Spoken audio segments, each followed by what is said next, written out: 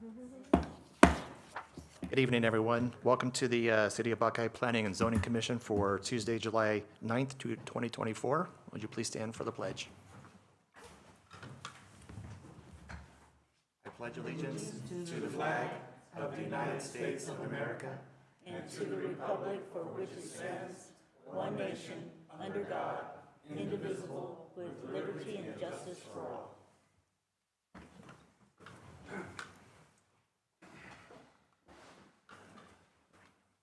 Ready for roll call. Vice Chair Burton, Present. Commissioner Puppy, Here. Commissioner Ragsdale, Here. Commissioner Kupsik, Here. Commissioner Damasio, Chairperson Hudak, Here. Alternate Hester, Here. Alternate Manuel. I don't see him online. Alternate Belshi. I do see Manuel online. Alternate McDonald. Alternate Bassler. Here. Alternate Trupiano. Alternate Manuel, can you hear us? You may have to unmute so we can call your attendance. He is online.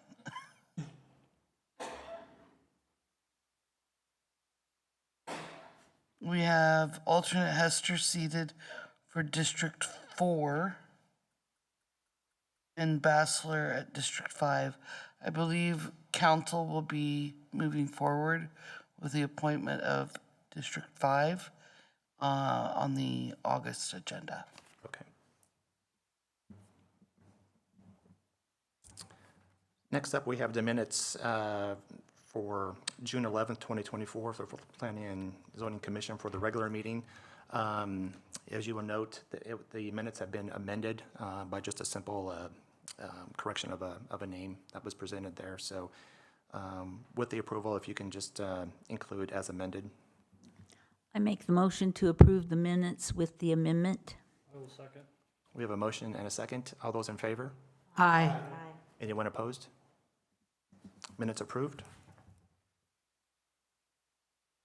On the continuance agenda, item number 3A, the PHO Arazo Multi-Carrier Telecommunications Facility Conditional Use Permit, the PLZU 23-00010, is being requested to be continued to the August 13th, 2024 Planning and Zoning Commission meeting.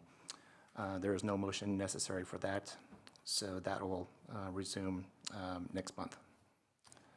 Moving on to the regular agenda, we have item 4A, which is the Ross Dress for Less Distribution Center, a comprehensive sign plan, our package, which is PLZ SP 24006, as presented by Mr. Galika.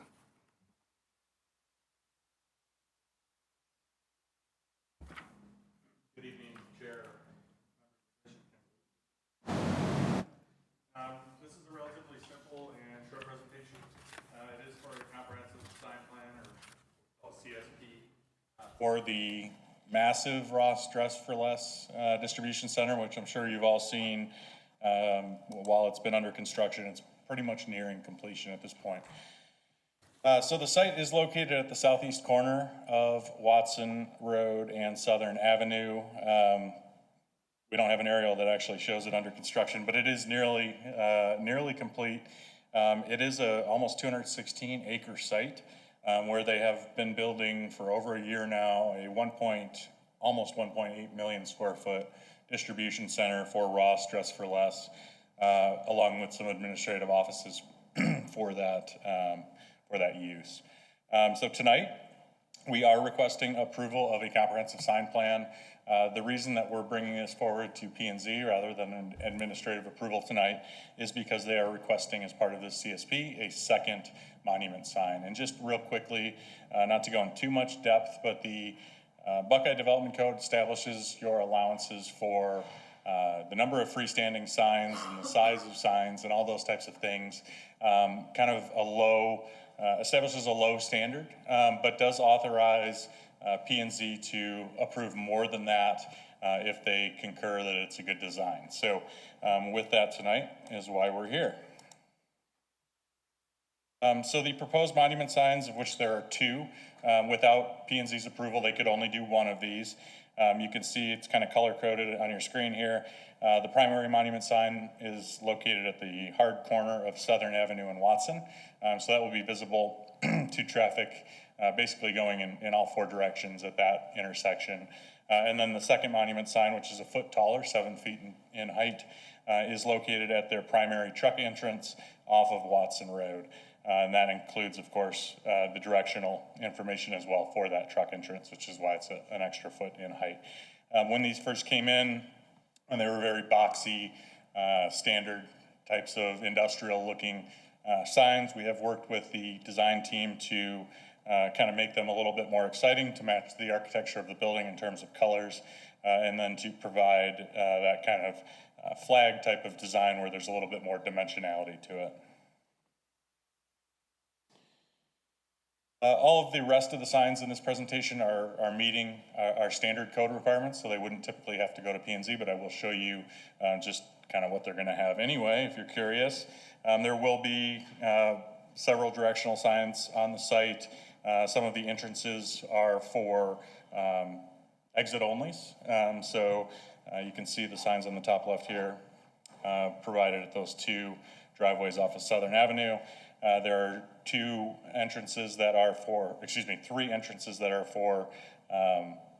vehicles only or passenger cars only, and those are shown in the purple. And then lastly, the emergency truck entrance. If for some reason Watson is closed or blocked, trucks accessing the facility would be using that entrance. Wall sign's already up. That's because it already met our standard code requirements, so it didn't require this approval. That's on the office portion of the building.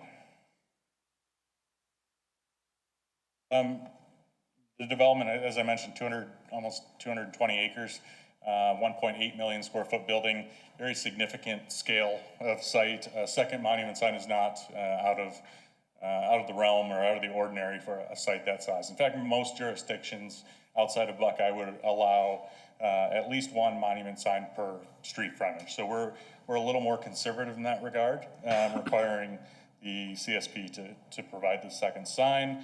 As I mentioned, there are no other code deviations that are requested.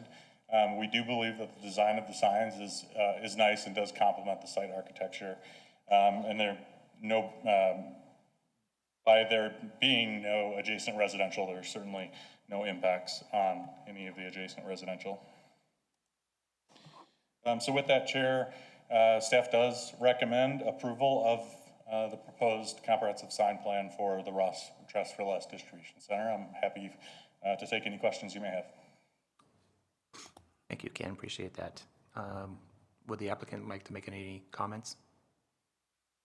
No, I thought he did real well. Okay, perfect, thank you. Questions from the commission? Commissioner Bassler? No questions, it looks nice. Yeah. Commissioner Hester? No questions at this point. Commissioner Kupczyk? No questions, signs are good. Commissioner Ragsdale? No questions. I like the way it blends in with the existing sign that's already there. It looks very nice. Commissioner Puppy? No questions. Mr. Vice Chair? No questions, thank you. Awesome. Same, I agree with the comments, the sign package, nicely done. With that, I'll entertain a motion. I'd like to make the motion to approve the Ross Dress for Less Distribution Center Comprehensive Sign Plan PLZDR-24-0006 with conditions A through D. I'll second that. We have a motion and a second. All those in favor? Aye. Anyone opposed? Motion approved.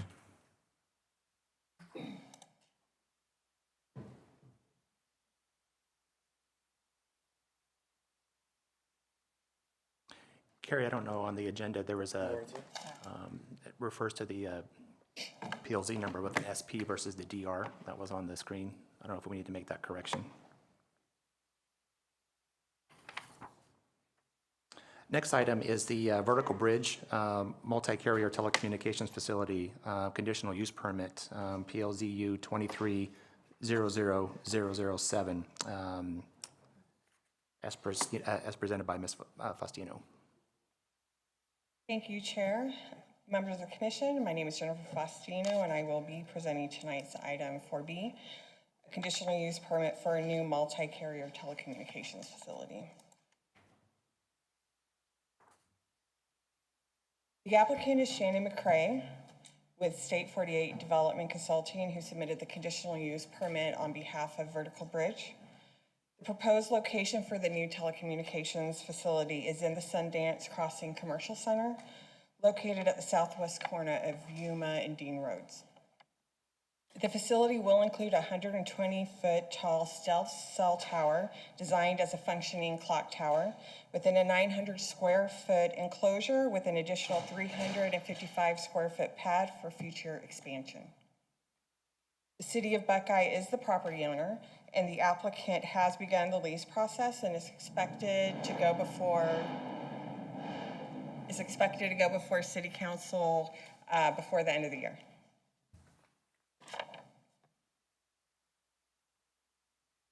So the properties to the east and south of the subject site are single-family residences that are within the Sundance CMP with an underlying zoning of planned community. To the north, the undeveloped state land that is referred to as the Oxfield is zoned planned community as well. Sundance Crossing is zoned commercial center along with the properties to the west, which consist of Cox Communications directly adjacent to the site, and then Prestige Homes, which is a multi-family bungalow-style development that has an expired site plan as of March 2024. The CC zoning district does require conditional use permit for the proposed use. The proposed facility will be located within a landscaped area along the western boundary of the fully constructed commercial center. The main equipment area, again, is 900 square feet and will include the clock tower, a generator, and all other associated equipment. It is directly adjacent to a paved drive aisle and parking spaces located behind the center's buildings. Therefore, it will not impact customer parking and drive aisles. All towers are required to be set back from residential properties by a distance equal to the tower's height, which in this case is 120 feet. The proposed tower location is more than 240 feet away from the closest residence to the south. The site plan amendment has not been formally submitted yet, but will be required to be approved before they can submit for building and engineering permits. But the lease will have to be approved prior to them pulling any of the permits. The proposed clock tower is being designed and constructed to accommodate 3 users with T-Mobile at the top and then 2 more co-location opportunities below that. The tower is 110 feet with a 10-foot lightning rod at the top. The commercial center zoning district allows towers with a base height of 75 feet. However, if the tower is designed to accommodate future co-locations, it can exceed this height by 25 feet per co-location area. That is how they're able to get the additional 45 feet in height. The clock is fully functional and displayed on all 3 sides of the tower. And the individual numbers are backlit so that it is visible at night. The design, colors, and materials have been agreed upon by the applicant and the city to match the architecture of the existing center as it's shown up on the screen. The future expansion pad will be required to match the enclosure that they're proposing now as well. The development code does require evidence from the applicant that a new telecommunications facility is needed in this area and that there are no opportunities to co-locate on an existing tower or an existing structure.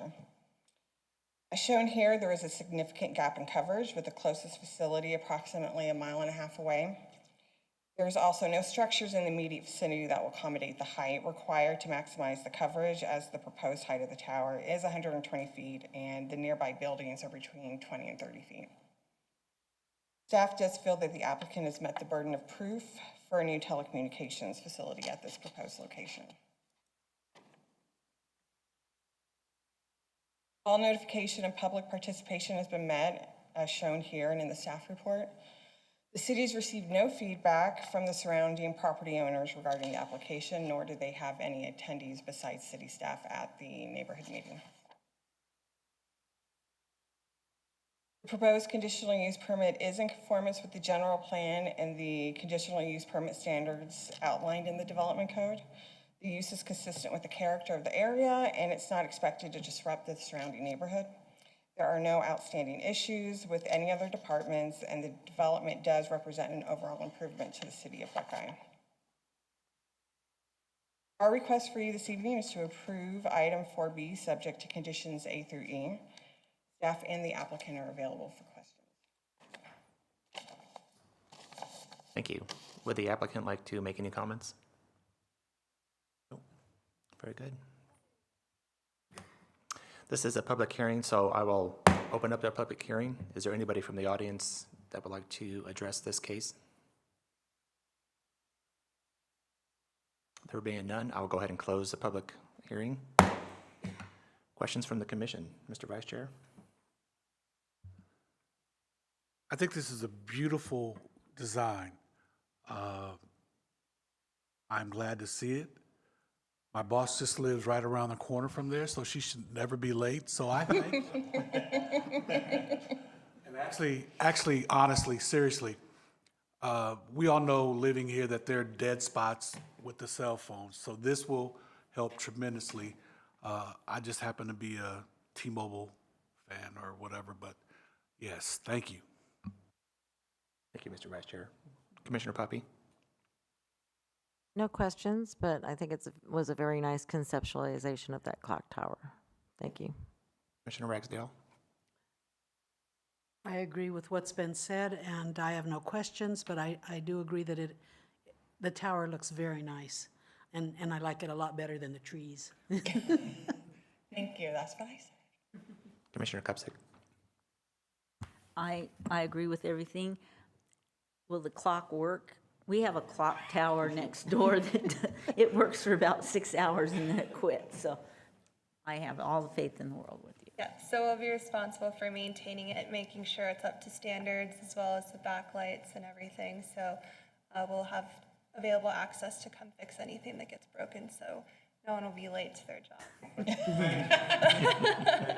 You're welcome. Commissioner Hester? No questions at this point, thank you. Thank you. Commissioner Bassler? It looks very nice. Will it chime at noon? I don't believe it will, unfortunately. That would be a nice little touch. I'll put it in there. It'll put it in the notes. Thank you. Looks good. Jennifer, I have one quick question. The height, is that pretty typical for cell towers of this nature?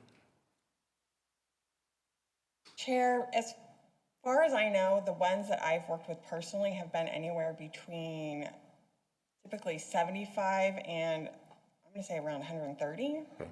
So this actually has the ability to go a little bit higher Okay. Per the code. Other than that, I agree. Very nice design, something nice for a change, something different. So thank you. With that, I'll entertain a motion. I move that we approve the Vertical Bridge Multi-Carrier Telecommunications Facility Conditional Use Permit PLZU-23-00007, subject to conditions A through E. I'll second. We have a motion and a second. All those in favor? Aye. Anyone opposed? Motion approved. Thank you. Yeah. Any comments from the public? No comments there? Mr. Deputy Director, I'll hand it over to you. Thank you, Chair, members of the commission. So with our summer schedule, we have our meeting today, which is the only P&Z meeting in July. And then our next meeting will be August 13th. for planning and zoning. That will be our only meeting in August. We'll resume our normal 2 meetings a month schedule in September. But with that, Chair, that does conclude my report. Thank you. Thank you, sir. And then any comments from the Planning and Zoning Commission? No comments. Oh, I'm sorry. I was writing something. I have no comment at this point. Thank you. No comments. No comments, thank you. No comments, sir. Thank you, Mr. Chair. Having none, thank you. Other than that, I guess Happy New Year. Carrie, one thing, Mr. Manuel, alternate Manuel, he actually messaged me and said that he is online. I don't know if you caught that or not, but he just has no audio capability today. So just want to make that for the record. Other than that, we'll go ahead and adjourn for this evening. Thanks, everyone.